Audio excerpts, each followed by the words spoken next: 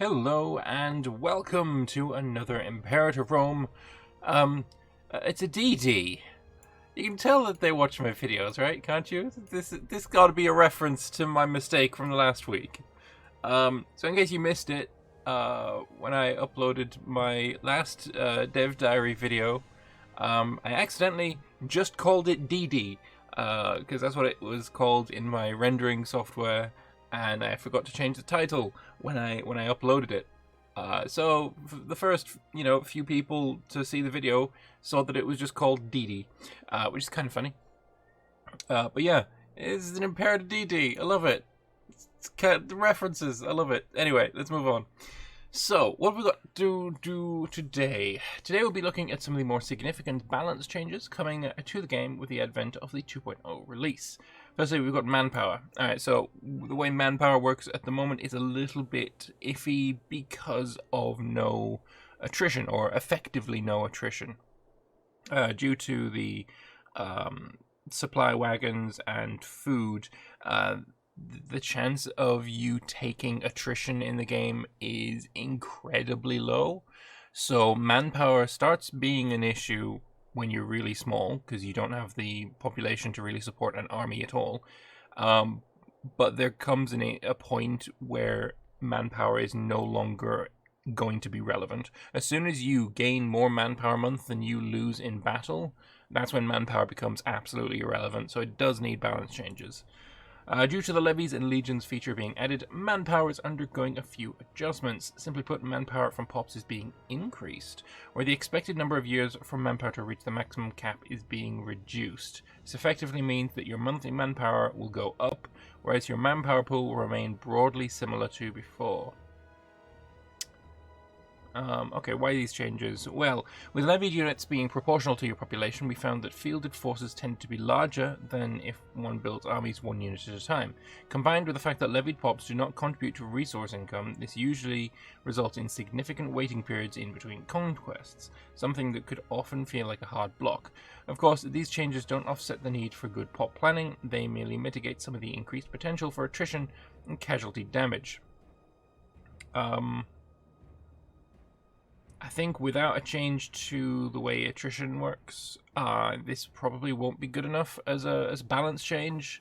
Like I say, Manpower is something that at the moment is far too abundant, and yeah, sure, the changes to levies needing to change the rate in which you gain Manpower, yeah, absolutely, that does make sense.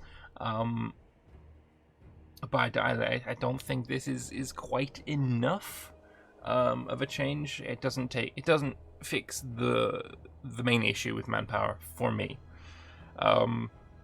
Yeah, no. I feel like there's something that could be done there. Alright, moving on. Statesmanship. As of 2.0, statesmanship will be vastly more important than prominence in Republican elections, simulating more of a meritocratic political aspect to a character importance. It should become more likely to have long-serving officials elected consul than those with inherent prominence from one of many sources. And we can see that... Not in that one. In that one! Right, so... statesmanship here being worth 34... whereas his statesmanship is not shown. That's health, age, money, wealth. Okay, so I can't actually see what the guy's statesmanship is, but it might be 34. You never know. But yeah, the statesmanship, it's more visible. It's more useful. Those are some numbers that might be readable. Sure, good stuff. Subjects and integration. The per pop cost to integrate subjects has been reduced significantly. Good, I like that, as often pop growth would end up outstripping integration speed for larger subjects. Additionally, the AI has been altered to more frequently consider integration of smaller subjects without strategic potential. Okay, good. I like that because, yeah, late game, if you had a large subject, it just wasn't worth integrating them, especially if pop growth outstripped integration speed, because then it would be impossible. Yeah, no, that makes sense. That's good. Several subject types have been added in 2.0, many of which are accessible through invention trees. So we've got the League City, They produce extra trade goods. That's not bad. That's pretty cool. I like that quite a lot, actually. Additionally, previous tag-specific subjects such as Syracuse's mercenary state subject type can also be unlocked through the innovation tree, provided the Magna Graecia content pack is owned. Syracuse will still start with this subject type unlocked. Gotcha. Okay. Oratory inventions. During the development of the oratory tree, it became apparent that more diplomatic keystone-style effects were required. Several have been added and tie into protectionism and intervention. So we've got here proportional agreements. You need to have rerum repetitio and formalized dependencies, which I assume are laws, or they might be inventions. I don't see them up here, so they might be laws. When activated, Rome gets political influence. Neighboring countries with fewer than 12 territories that we have guaranteed will have a small chance over time to offer to become our subject. This chance is increased by the charisma of the ruler and our relative power. That's pretty cool. As long as they don't offer to be tributaries, because tributaries, unless they've changed, aren't exactly my favorite subject type. But yeah, no, that's pretty cool. It's interesting that they're adding so many. It's not really an invention tree anymore when there's stuff like this here. It's like a progress tree more than an invention tree, which I think is an interesting dynamic. It's an interesting change that I'm pretty happy with, actually. It's not just, oh, I've invented a new thing. It's like, you know, we've discovered a new path for the nation. So I'm actually kind of totally fine with this. It stops being so much technology and just more like progress. I think if you think of it that way, then there's not really much problem. You've also got power diplomacy. You need tributary administration, and it reduces intervention restrictions. I actually don't know what intervention restrictions are. So, yeah. What is this? Reduced intervention restrictions. No idea. What are the restrictions? No idea. I'm sure someone can tell me in the comments if it's already a thing. I don't know if it's a thing right now because, again, not a big fan of tributaries as they currently exist. So, if they've changed, great. While some of various keystone inventions can certainly seem powerful, the limiting factor will still be how one spends the limited number of innovations one receives over the course of a campaign. Situational choice remains relevant and allows for tailoring national capabilities according to desired playstyle. While the invention trees still contain numerous modifier changes, we've tried to add plenty of decisions or unlockables that affect how you play the game as well. So, Mercenaries. Again, something that I feel is relatively not great in Imperator right now. I think it needs more of an overhaul rather than a balance pass. If you want to know what I would like to see with the mercenary system, go check my video on how I would change mercenaries. I'm not particularly happy with the way that they are right now. But anyway, let's see what's changing. The size of mercenary stacks now has a greater scaling based on where they're situated.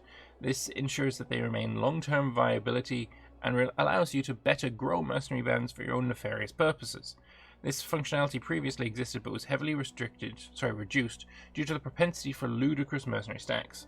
A more reasonable scaling has been applied. Okay, so reasonable scaling, good, because if you had a mega city, which thankfully seemed to be dead now, I hope, if you had a mega city, then you'd have mercenary stacks of like 150 troops in them, which were completely ludicrous. You were never going to use them. They would just suffer attrition pretty quickly. They're not great. So yeah, they were bad. More reasonable scaling is definitely an improvement.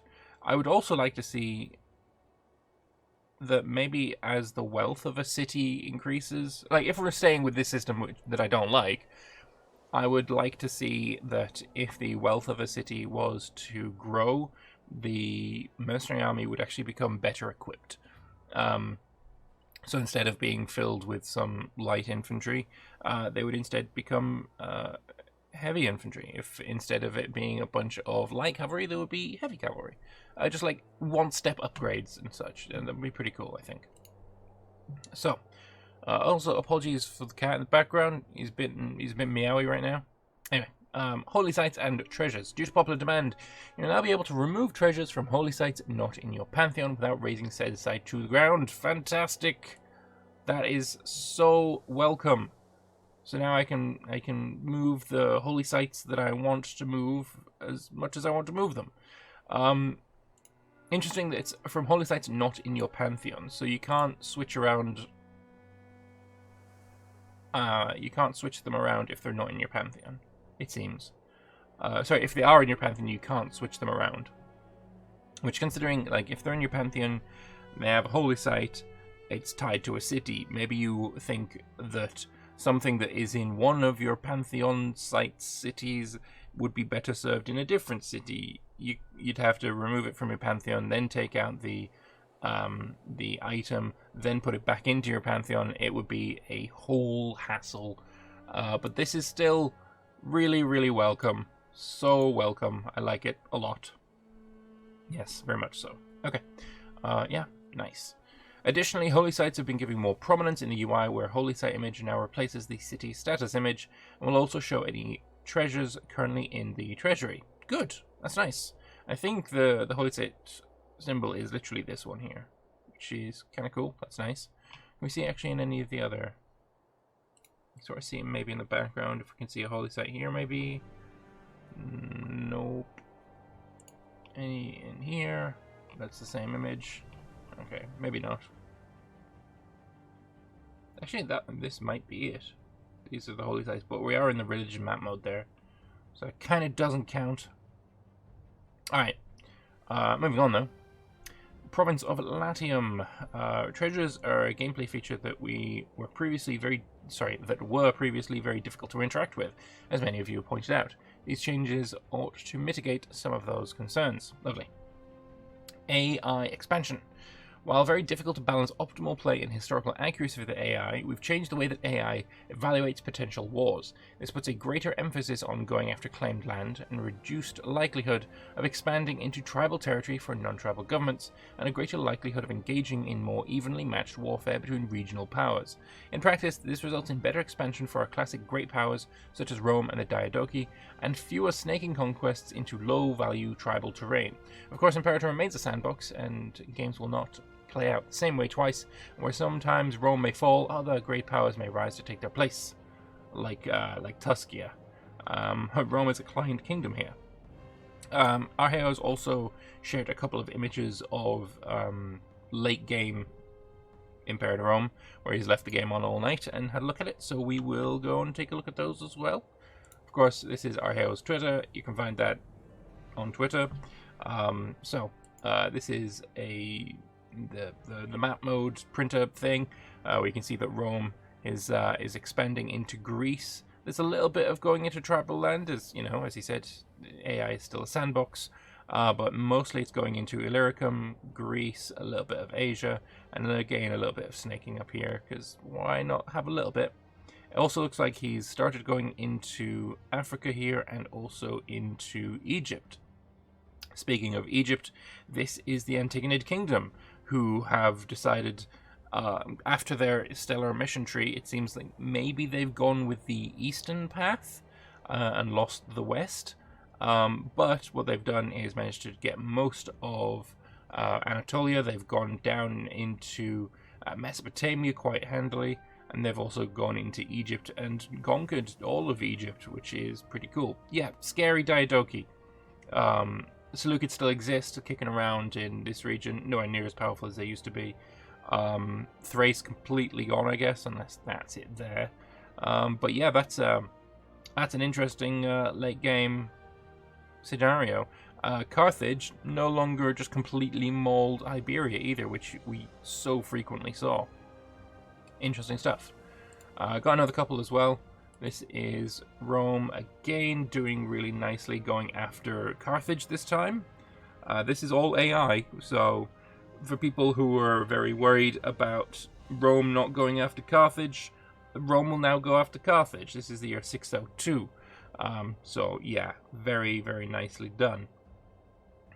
No going into crappy barbarian tribal land, which is nice. Antagonids did, it looks like maybe they went for the go to Macedon area and going to the east in their mission trees. They didn't do quite so well. And they're currently being murdered by who? Armenia, perhaps, is this? I don't know.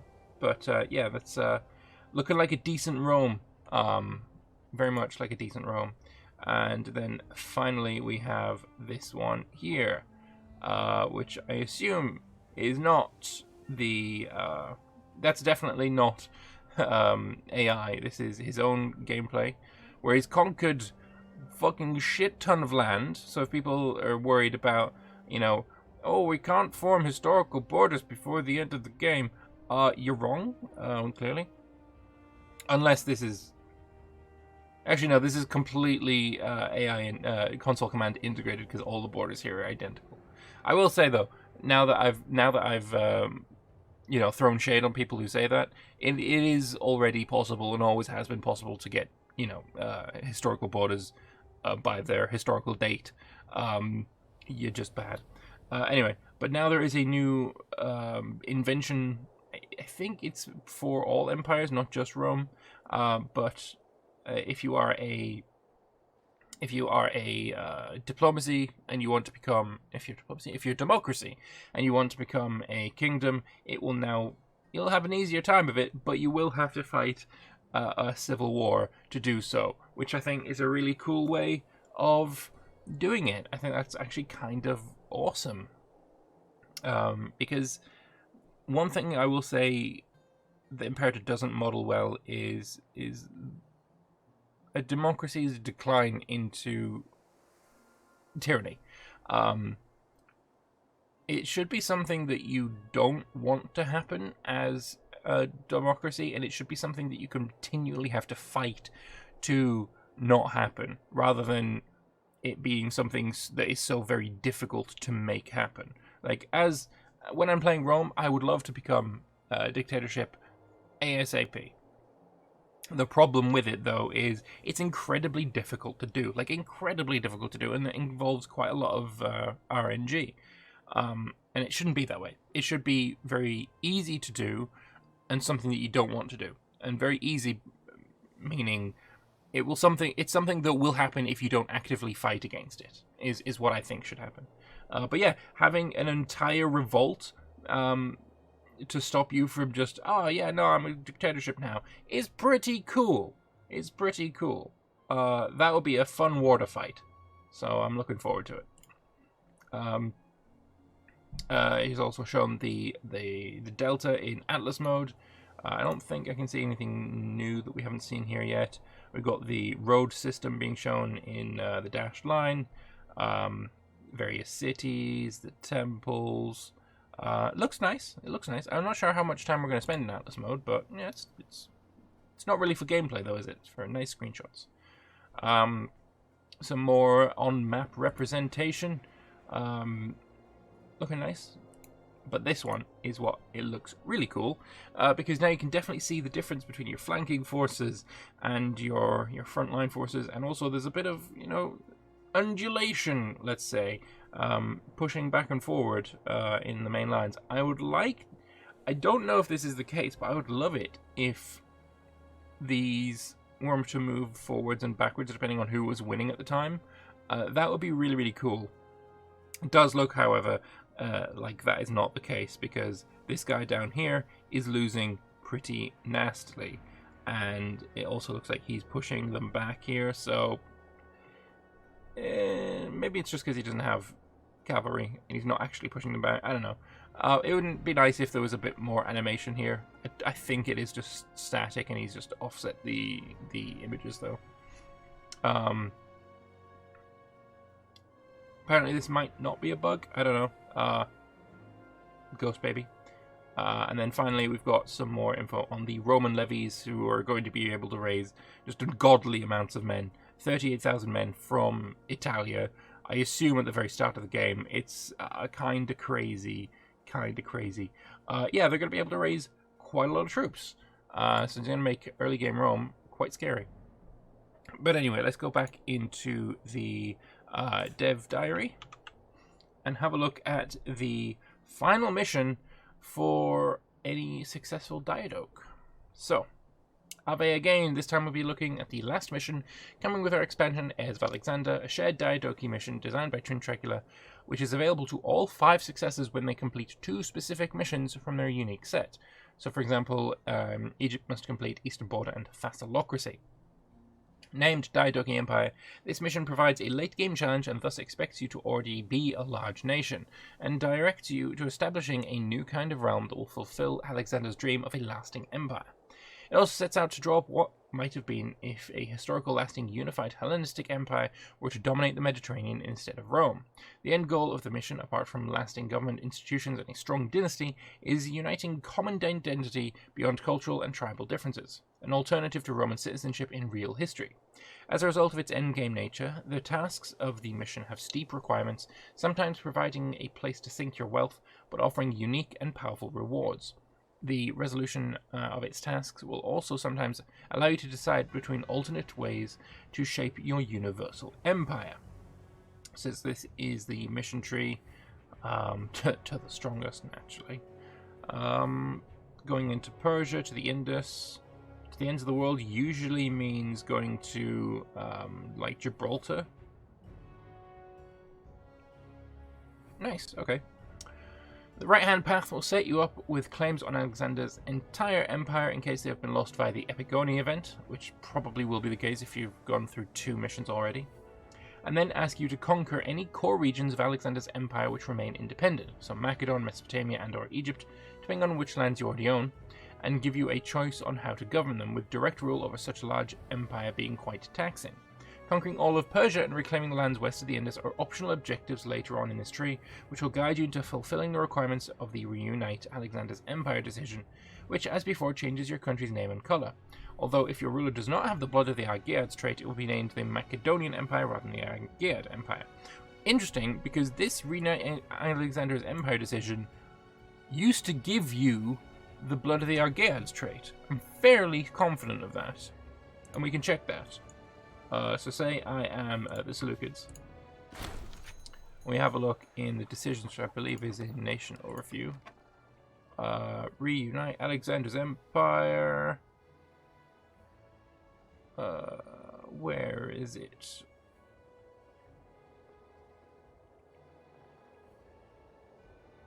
I guess not. I don't think it is there.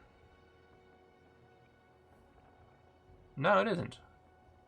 Surely it used to. I don't see it there, though. Because that is the one that changes you to the Argead Empire. But yeah, it's not there. Okay, maybe I'm totally wrong. Although, I feel like it more that it's a change rather than me just being wrong. I don't know. Maybe not. Okay.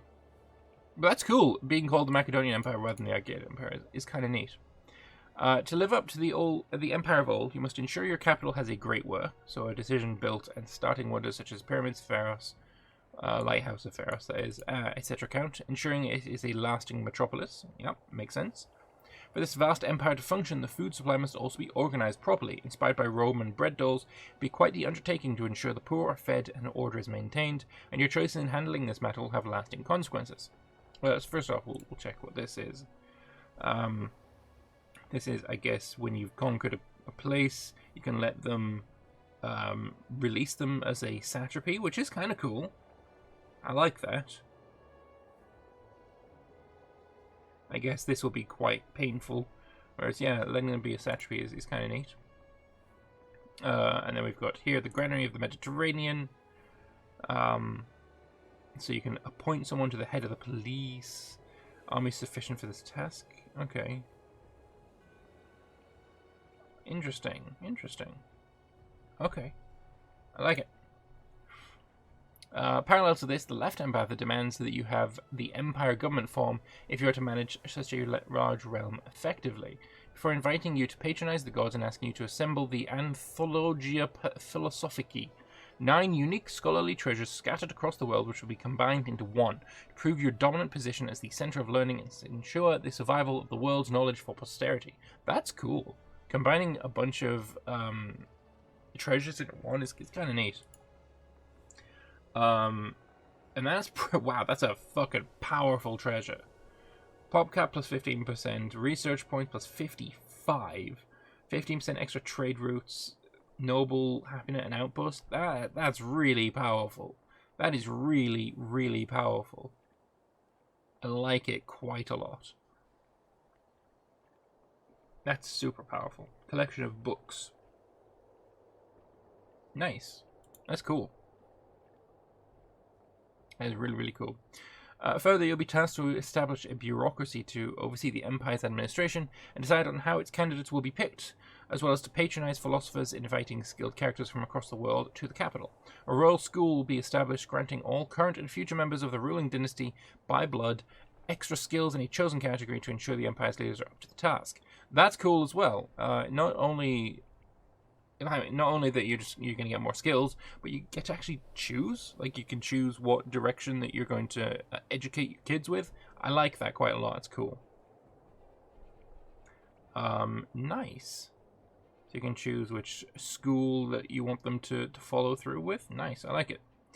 You may then prove you're Alexander's true successor by honoring his memory and collecting his entire panoply, again scattered around the world, creating another combined treasure for your subject to be inspired by and gawp at. Deification will also improve your ruler's skill and legitimacy, the authority of the God King lubricating the spokes of government.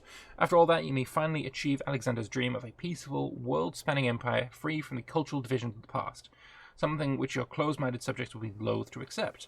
The game will challenge you with a vast civil war, where you must destroy those who seek to cling to the regional identity and unite the empire. That's cool. That's like a late game kind of challenge for you. I like that quite a lot.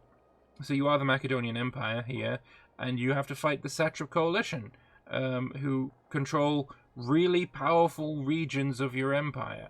Like, all of this is super wealthy regions. That'll be quite a difficult civil war. But holy shit, that'll be so fun. I love that. If you survive it, you'll have nothing left to prove to your subjects or the gods, and Alexander's ambitions will finally have been realized. A new Hellenistic culture will be adopted by the state and its elite, spreading to the capital and the largest cities first, representing the mixing of cultures and the common identity shared by all subjects of the god kings of your Hellenistic empire. Nice. So you'll change its primary culture to Hellenistic, and the Empire gains heirs of Alexander, integrated culture happiness, and pop assimilation speed. That's really fucking cool. That is really fucking cool. Changing your primary culture to Hellenistic, so instead of being only Macedonian and, the Thracians and the Athenians and the Boeotians are all, like, brother culture, but you don't accept them as, like, your true people. Now it's just like, oh yeah, if you're Hellenistic, you're all your primary culture. That is awesome. And I kind of want that for more than just the Greeks. I mean, I think if you are a Gallic nation and you manage to unify all of Gaul, you probably could have something similar to this. Maybe that'll come when we get a Gallic barbarian mission tree. For people who don't like mission trees, this is kind of sad that it's inside a mission tree. And I do understand where people might get a bit salty about that. I really like it, and I'm kind of okay with it being a part of the mission tree. I just hope that as mission trees get fleshed out for more other areas, like, for example, for Gaul, I think there should be a Gallic tree. If you are in Gaul, you get a Gallic tree, for example. You should have something similar to this.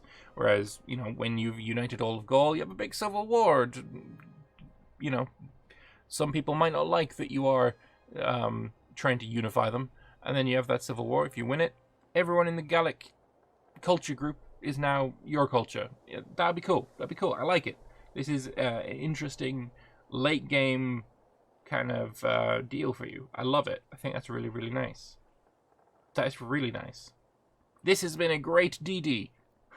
I think. Yeah, no, I'm happy. I'm very happy. But I would love to know what you guys think. So please do let me know in the comment section below what you guys think of this. Because, yeah, I mean, it's all well and good me being all flowery and happy and stuff about it, but, I've been wrong in the past, and maybe there's something I've missed that is actually kind of terrible, and you're just like, but Lambert, this thing here with holy sites. You're missing this important thing, and it's shit, and yeah, maybe I'm missing something like that. I don't know. Let me know in the comment section below. I always read the comments, especially when they comment on how I've misspelled the title of the video. But anyway, thank you all very much for watching. I hope you've enjoyed this look into the latest DD, and I will see you guys in the next one. Bye-bye.